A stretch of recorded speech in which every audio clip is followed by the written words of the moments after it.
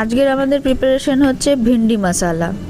তার জন্য ভিন্ডিগুলোকে নিয়ে ভালো করে জলে ধুয়ে ভিন্ডিগুলোকে জাস্ট হাফ করে কেটে নিতে হবে। নিয়ে কড়াতে সর্ষে তেল দিয়ে ভিন্ডিগুলো ভালো করে ভেজে নিতে হবে, মোটামুটি 70%-এর মতো। তারপরে ওগুলোকে তুলে রাখতে হবে।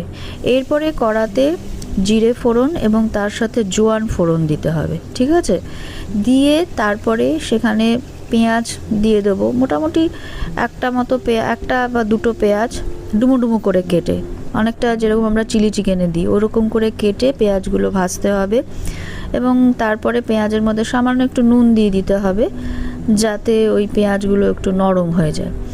এরপরে আমরা দেব ওর মধ্যে একটা টমেটো দেব, দিয়ে সেটাকে ভালো করে নাড়াচাড়া করতে হবে যাতে টমেটোগুলো আস্তে আস্তে নরম হয়ে যায়। তোমরা যদি কেউ ভিডিওগুলো ওয়াচ করো, কে কোথা থেকে দেখছো একটু জানিও আমাকে।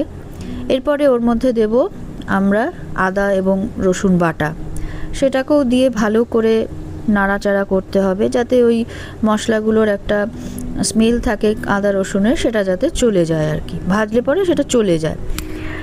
এরপরে আমরা এর মধ্যে কিছু গুঁড়ো মশলা দেবো, যেমন ধনের গুঁড়ো, জিরের গুঁড়ো, হলুদের গুঁড়ো এবং কাশ্মীরি লঙ্কার গুঁড়ো, ঠিক আছে? দিয়ে এবার সমস্ত কিছু ভালো করে কষাতে হবে। এই কষাবার সময় একটুখানি সামান্য জল দিয়ে দিতে পারো, তাতে কি হবে মশলাটা কড়াইয়ের মধ্যে লেগে যাবে না আর কি। তারপরে এটাকে কষাতে থাকবে যাতে ওই পেঁয়াজটা টমেটোটা মানে মোটামুটি গলে যায়, টমেটোটা যাতে গলে যায় ভালো মতন।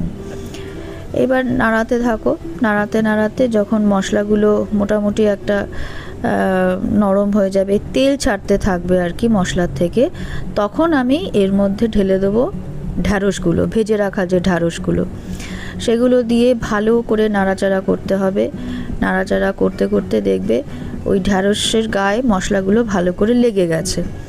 এরপরে আমরা এর মধ্যে দিয়ে দেবো 2-3টে কাঁচা লঙ্কা, যে যেরকম ঝাল খেতে পছন্দ করো আর কি, চিড়ে, এবং তার সাথে অল্প একটু চিনি যাতে এর টেস্টটা ব্যালেন্স হয় আর কি।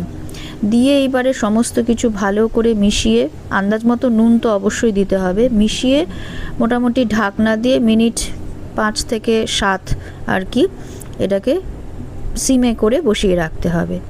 তারপরে সময় হয়ে গেলে যখন ঢাকনাটা খুলে দেবে দেখবে ঢ্যাঁড়স মশলা রেডি। এটাকে তোমরা রাত্রে রুটি দিয়ে খেতে পারো, পরোটা দিয়ে খেতে পারো এবং ভাত দিয়েও এটা যথেষ্ট ভালো লাগে।